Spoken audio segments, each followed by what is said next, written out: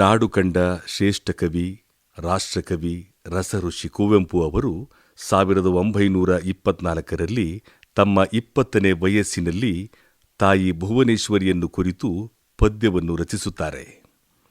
ಈ ಪದ್ಯವನ್ನು ಕಿಶೋರ ಚಂದ್ರವಾಣಿ ಎಂಬ ಕಾವ್ಯನಾಮದಡಿ ಬರೆಯುತ್ತಾರೆ. ಕುವೆಂಪು ಅವರು ಭಾರತವನ್ನು ತಾಯಿಯಂತೆ ಮತ್ತು ಕರ್ನಾಟಕವನ್ನು ಮಗಳಂತೆ ಕಲ್ಪಿಸಿಕೊಂಡಿದ್ದಾರೆ. ಭಾರತ ಮಾತೆಯ ಮಗಳಾದ ಕರ್ನಾಟಕ ಮಾತೆಗೆ ಜಯವಾಗಲಿ ಎಂದು ನಾಡಗೀತೆ ಶುರುವಾಗುತ್ತದೆ. ಜಯ ಭಾರತ ಜನನಿಯ ತನುಜಾತೆ, ಜಯ ಹೇ ಕರ್ನಾಟಕ ಮಾತೆ, ಜಯ ಸುಂದರ ನದಿ ವನಗಳ ನಾಡಿ, ಜಯ ಹೇ ರಸಋಷಿಗಳ ನೀಡಿ, ಭೂದೇವಿಯ ಮಕುಟದ ನವಮಣಿಯೇ, ಗಂಧದ ಚಂದದ ಹೊನ್ನಿನ ಗಣಿ, ರಾಘವ ಮಧುಸೂದನರವತರಿಸಿದ ಭಾರತ ಜನನಿಯ ತನುಜಾತೆ, ಜಯ ಹೇ ಕರ್ನಾಟಕ ಮಾತೆ. ಇಡೀ ಗೀತೆಯ ಉದ್ದಕ್ಕೂ ಅತ್ತ ಭಾರತ ಮಾತೆಯ ಹಿರಿಮೆ, ಇತ್ತ ಕರ್ನಾಟಕ ಮಾತೆ ಭುವನೇಶ್ವರಿಯ ಹಿರಿಮೆ ಇವುಗಳನ್ನು ಒಟ್ಟಿಗೆ ಕೊಂಡಾಡುವ ವಿಶಿಷ್ಟ ಪ್ರಯೋಗವನ್ನು ಕುವೆಂಪು ಮಾಡಿದ್ದಾರೆ. ರಾಷ್ಟ್ರವನ್ನು ಮತ್ತು ರಾಜ್ಯವನ್ನು ಏಕಕಾಲದಲ್ಲಿ ಪ್ರೀತಿಸುವ ನಾಡಗೀತೆ ಇದಾಗಿದೆ. 1930ರಲ್ಲಿ ಕುವೆಂಪು ಅವರ ಕೊಳಲು ಕವನ ಸಂಕಲನದಲ್ಲಿ ಈ ಕವಿತೆಯು ಪ್ರಕಟವಾಯಿತು. ಕರ್ನಾಟಕವನ್ನು ಒಂದು ರಾಷ್ಟ್ರವನ್ನಾಗಿ ಕಲ್ಪಿಸಿ ಅದಕ್ಕೊಂದು ರಾಷ್ಟ್ರಗೀತೆಯನ್ನು ರಚಿಸಿರುವುದು ಗಮನಾರ್ಹ. ಕರ್ನಾಟ ರಾಷ್ಟ್ರಗೀತೆ ಎಂಬ ಶೀರ್ಷಿಕೆ ಅದಕ್ಕಿಟ್ಟರು.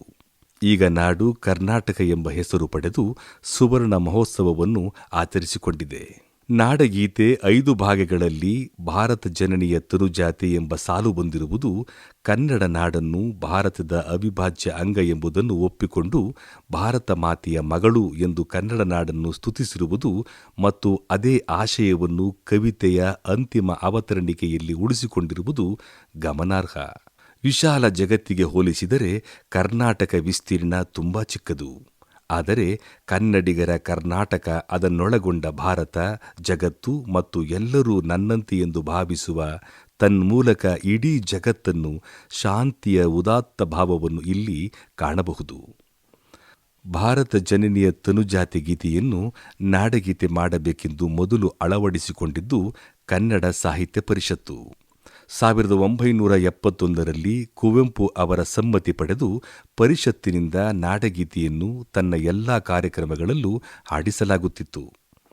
ನಂತರ ಸರ್ಕಾರವು ಇದನ್ನೇ ನಾಡಗೀತೆ ಎಂದು 1993ರಲ್ಲಿ ಅಂಗೀಕರಿಸಿದರೂ 2004ರಲ್ಲಿ ಕುವೆಂಪು ಅವರ ಜನ್ಮ ಶತಮಾನೋತ್ಸವದ ಸಮಯದಲ್ಲಿ ಕರ್ನಾಟಕ ಸರ್ಕಾರ ಈ ಗೀತೆಯನ್ನು ಅಧಿಕೃತ ನಾಡಗೀತೆಯನ್ನಾಗಿಸಿತು. 1924ರಲ್ಲಿ ರಾಷ್ಟ್ರಕವಿ ಕುವೆಂಪು ಅವರಿಂದ ರಚಿತವಾದ ಈ ಗೀತೆ 2024ಕ್ಕೆ 100 ವರ್ಷಗಳನ್ನು ಪೂರೈಸಿತು. ಕನ್ನಡ ನಾಡಗೀತೆ ಹೊರತುಪಡಿಸಿ ರಾಷ್ಟ್ರಗೀತೆಗೆ ಸರಿಸಮಾನವಾಗಿ ಅದೇ ದಾಟಿಯ ಮತ್ತೊಂದು ನಾಡಗೀತೆ ದೊರೆಯುವುದಿಲ್ಲ. ಇದುವೇ ಕನ್ನಡ ನಾಡಗೀತೆಯ ಹಿರಿಮೆಗೆ ಸಾಕ್ಷಿ. ಉದಾತ್ತ ಭಾವ ಹೊಂದಿರುವ ಕನ್ನಡ ನಾಡಗೀತೆಗೆ ಇದೀಗ ಶತಮಾನೋತ್ಸವದ ಸಂಭ್ರಮ. ಜಯ ಭಾರತ ಜನನಿಯ ತನುಜಾತೆ, ಜಯ ಹೇ ಕರ್ನಾಟಕ ಮಾತೆ ನಾಡಗೀತೆ ಕನ್ನಡಿಗರ ಮನವನ್ನು ಆವರಿಸಿಕೊಂಡಿದೆ. ರಸಋಷಿ ಕುವೆಂಪು ಅವರು ರಚಿಸಿರುವ ಇದು ಕೇವಲ ಅಕ್ಷರಗಳ ಸಾಲುಗಳಲ್ಲ, ಅದು ಕನ್ನಡಿಗರ ಸ್ಮೃತಿ ಪಟಲದಲ್ಲಿ ಚಿರಸ್ಥಾಯಿಯಾಗಿ ಉಳಿದಿರುವ ಅರಿವಿನ ದೀವಿಗೆ.